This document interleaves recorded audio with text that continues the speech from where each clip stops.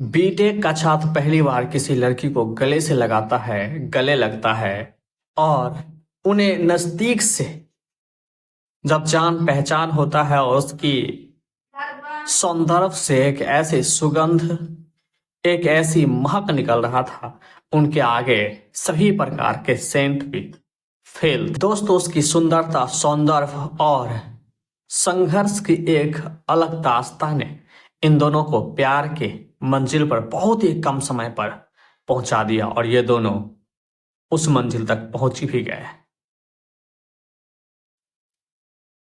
दोस्तों, अब उनका घर बसना बाकी था और घर बसने से पहले ही लुटेरों ने इस तरह से उन्हें लूट लिया।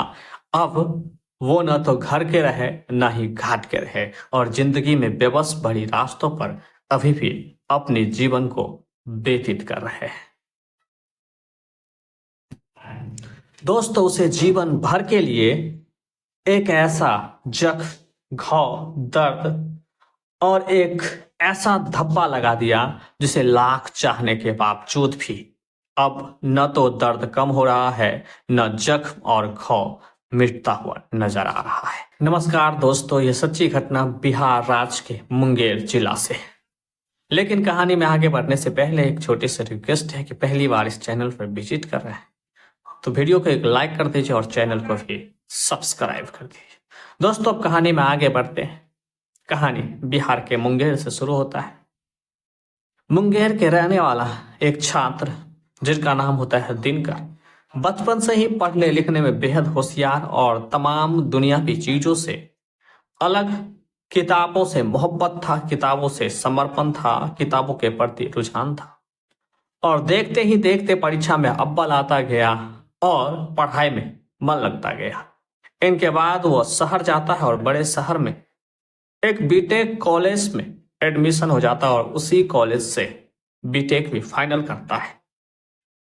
पढ़ने लिखने और मार्क्स में इतना ज्यादा अच्छे थे कि उन्हें कॉलेज में ही प्लेसमेंट मिल जाता है और बंगलोर के एक कंपनी में और बेहद अच्छी कंपनी में उनका नौकरी यानी जॉब लग जाता है। बहुत ही कम उम्र, शानदार पैकेज, अच्छी जीवन, एक जो नॉर्मल जीवन से अब बेहतर जीवन की ओर चला गया था और सिर्फ पढ़ाई और अपने काम से काम रखने वाला दिनकर। दोस्तों, अब दिनकर का जो दिनचर्या था, लाइफ स्टाइल था, पहले के मुकाबले काफी बेहतर हो चुका था, अच्छी हो चुकी थी। और जब पहली बार वह बंगलोर से जॉब करने के बाद घर छुट्टी मनाने के लिए, छुट्टी में घर वाले के साथ समय बिताने के लिए आ रहा होता है तो उनके पास एक ट्रॉली बैग होता है, एक पिट्ठू बैग होता है और उसके जरिए जब मुंगेर स्टेशन पर उतरकर और सीढ़ी पार करना था और आगे निकलना था। दोस्तों, उसी समय उनके जो ट्रॉली बैग का व्हील होता है, चक्का होता है, वो टूट जाता है और टूटकर बिखर जाता है। अब इस तरह से खींचना संभव नहीं था और किसी तरह उन्हें उठाना था और लेकिन उठाए तो उठाए क्या, उठा तो लेते हैं लेकिन सीढ़ी पर चढ़ना और फिर सीढ़ी से नीचे आना बेहद ही मुश्किल था।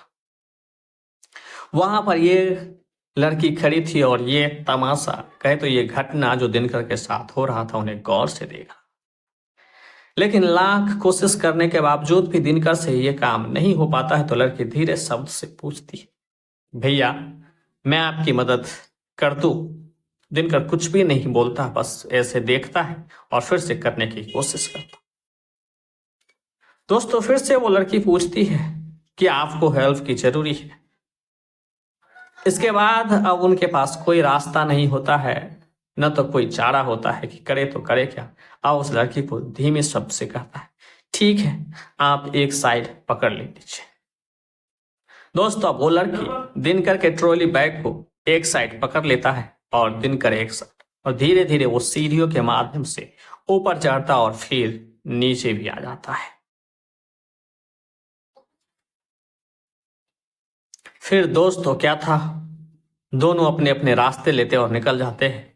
लेकिन दिनकर के मन में उसने जो मदद करी थी उन्हें बार बार याद दिलाता था और उनकी हर एक एक बात उनके दिल और दिमाग में छा गया था। शायद इतनी भी अच्छी से कोई मदद के लिए पूछता है और मदद करता भी। दोस्तों कुछ ही दिन बाद वही लड़की एक किराने की दुकान पर मिलता है और किराने दुकान पर दिनकर टॉफी खा रहा होता है और ऐसे ही इधर उधर देख रहा होता है।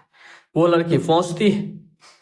जब तक दुकानदार से बात करता तब तक दिनकर बोलता है कि मैंने उस दिन आपको थैंक यू कहना भूल गया, इसके लिए सॉरी, और आपने जो हमें मदद की इनके लिए दिल से थैंक यू। तब लड़की मुस्कुराती हुई और पूरे मासूमियत से कहती है कि कोई बात नहीं, कोई दिक्कत नहीं है। दोस्तों फिर दिनकर अपने हाथ में टॉफी लेकर लड़की की तरफ बढ़ाता और कहता है लीजिए ना, खाइए ना। लड़की मना कर देती है और कहता है कि नहीं कोई बात नहीं, आप ही खाइए।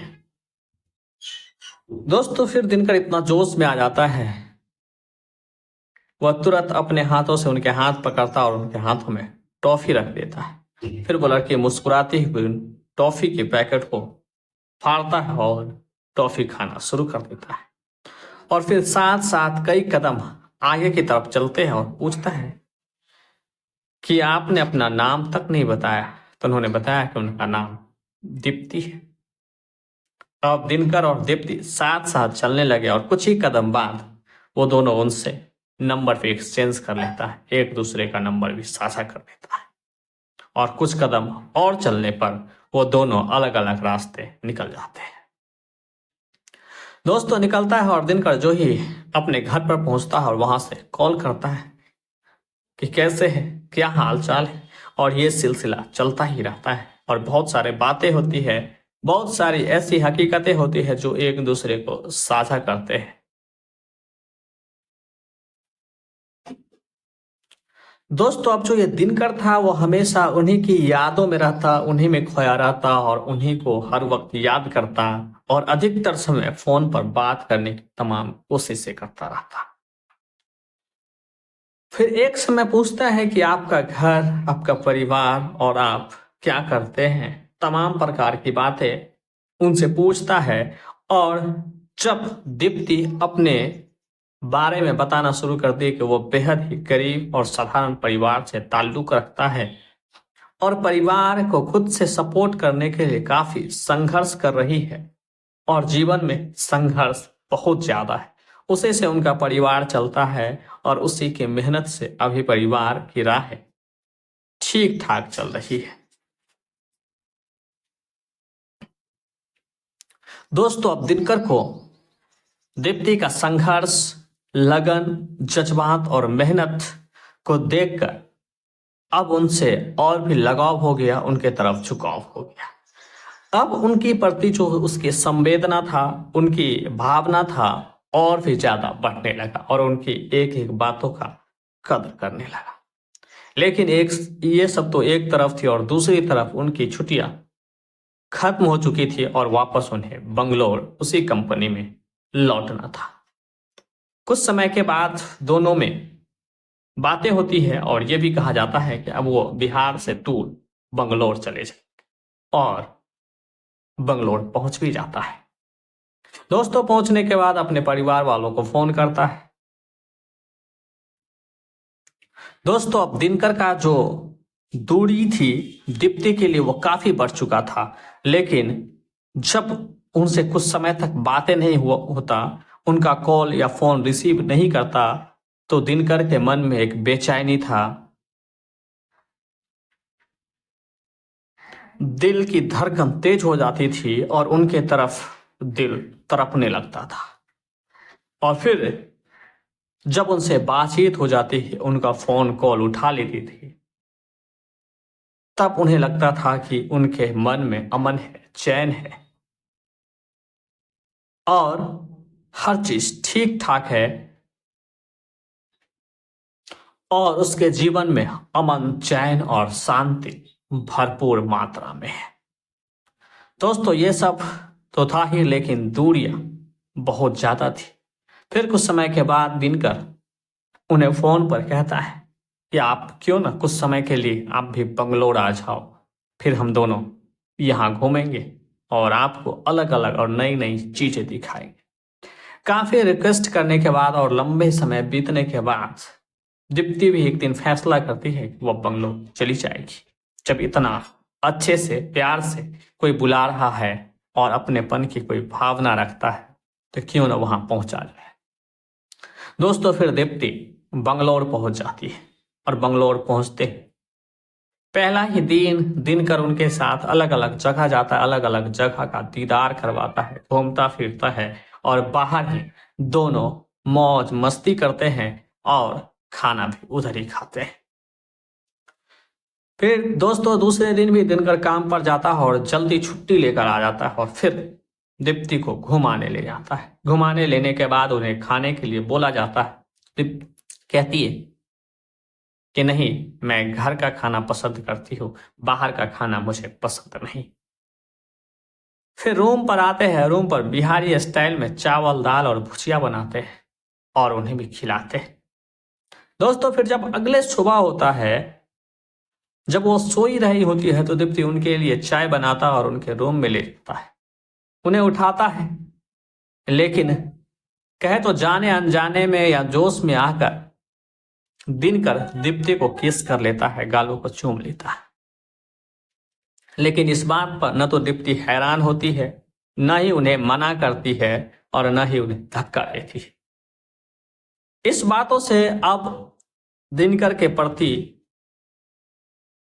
के मन में दीप्ति के प्रति और भी ज्यादा प्यार, स्नेह और संबंध की बात उभर कर आता है। दोस्तों इसके बाद दोनों दीप्ति और दिनकर एक दूसरे के साथ पति पत्नी की तरह व्यवहार करने लगते हैं और पति पत्नी के जैसा संबंध हो जाता है और उसी तरह उनका दिनचर्या और दिन गुजरने लगता है। कुछ समय तक वो बंगलोर में गुजारती है और फिर वापस घर यानी बिहार आने की इच्छा जाहिर करता है और बिहार आ भी जाता है। लेकिन जो ही उनकी दूरियां हो जाती है, मन तो नहीं करता था, लेकिन बेबस होकर उन दोनों में दूरियां बढ़ी और वो अपने अपने घर को यानी दिनकर बंगलौर में रह जाता है और दीप्ति बिहार आ जाती है। जो ही दीप्ति बिहार पहुंच जाती है तो दिनकर का न तो दिल, दिमाग और मन एक जगह लगता था और न ही काम पर मन लगता था। फिर हिम्मत जुटाकर वो फोटो अपने परिवार, अपनी माँ को भेजता और कहता है, मैं इस लड़के से बहुत ज्यादा प्यार करता हूँ, इन्हीं के साथ ताउम्र गुजारना चाहता हूँ और इन्हीं के साथ अब रहना चाहता हूँ, अब इनसे मैं शादी कर लेना चाहता हूँ। दोस्तों फोटो देखने के बाद उनकी माँ बेहद ही हैरान परेशान हो जाता है। उनके माता पिता और परिवार के बाद लोग, दोस्तों जो ही उनका माँ परिवार वाले लोग उस फोटो को देखते हैं, वो लड़की कोई और नहीं बल्कि उसी मोहल्ले के थोड़ी सी दूर में वही लड़की का घर होता है जो दूसरे के शादी ब्याह में और किसी भी शुभ कार्य में जब उन्हें लोग बुलाते हैं तो उन शादी विवाह में डांस करते हैं, प्रोग्राम करते हैं और नृत्य करते हैं, यानी वो नाचने वाली लड़की है।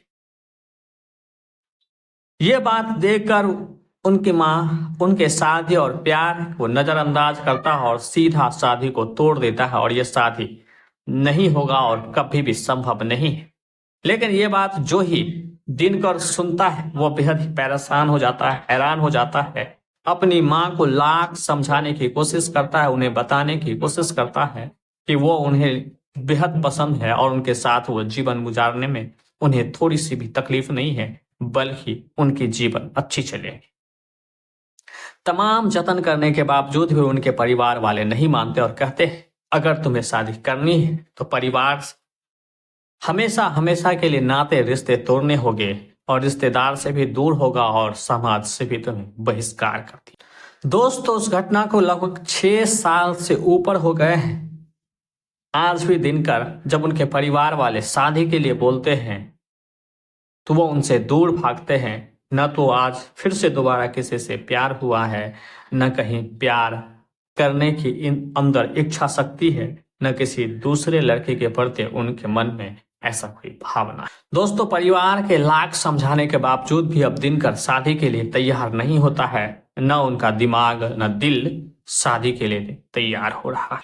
दोस्तों दिनकर इसका जिम्मेदार अपने परिवार, समाज, रिश्तेदार और ऊंच नीच को मानते हैं, जिसके वजह से उनका प्यार मंजिल पर पहुंच चुका था और वहां इन्हीं समाज, परिवार और रिश्तेदार के द्वारा उनका गला घोट दिया और जीवन भर के लिए उसके ऊपर एक ऐसा दर्द, जख्म और घाव और एक ऐसा धब्बा लगा दिया जो लाख कोशिश करने के बावजूद भी न तो वो दर्द कम हो रहा है, न वो जख्म मिटता हुआ दिख रहा है, न दाग हटता हुआ दिख रहा है। दोस्तों, आप समझ ही सकते हैं कि अब दिनकर का हालात कैसा है और किस स्थिति में अकेलेपन की जिंदगी अभी भी गुजार रहा है और खुद से और अपने आप से और जिंदगी जीने का संघर्ष कर रहा है। दोस्तों, कैसी लगी आपको ये कहानी? हमें जरूर साझा करें और यहां तक आ गए तो वीडियो को एक लाइक कर दीजिए और चैनल को भी सब्सक्राइब कर